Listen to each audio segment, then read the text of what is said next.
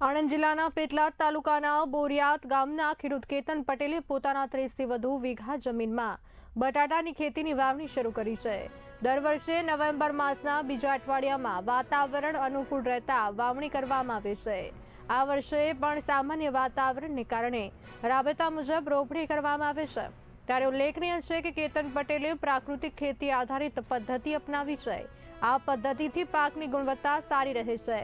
ગ્રાહકો એડવાન્સમાં જ ફોન કરીને પાકની બુકિંગ કરી લે છે, જેને કારણે ખેડૂતોને માર્કેટમાં જવું પડતું નથી અને યોગ્ય ભાવ મળી રહે છે।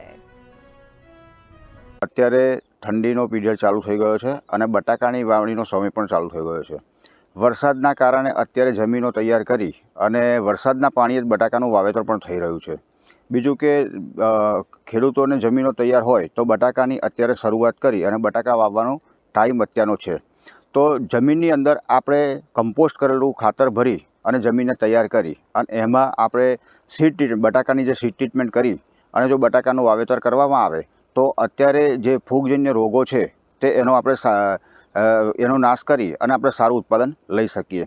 બીજું કે જે સીડ ટ્રીટમેન્ટ કર્યા પછી જે આપણે જે ખેતરની અંદર જે ગાયનું છાણ, ગૌમૂત્ર, છાશ, વન નીચેની માટી, કઠોળનો લોટ આ રીતે જીવામૃત તૈયાર કરી અને બટાકાની અંદર 4 થી 5 જે પિયત જાય છે એમાં 2 થી 3 પિયતની અંદર આપણે આપીશું તો 100% આપણને ફાયદો થશે।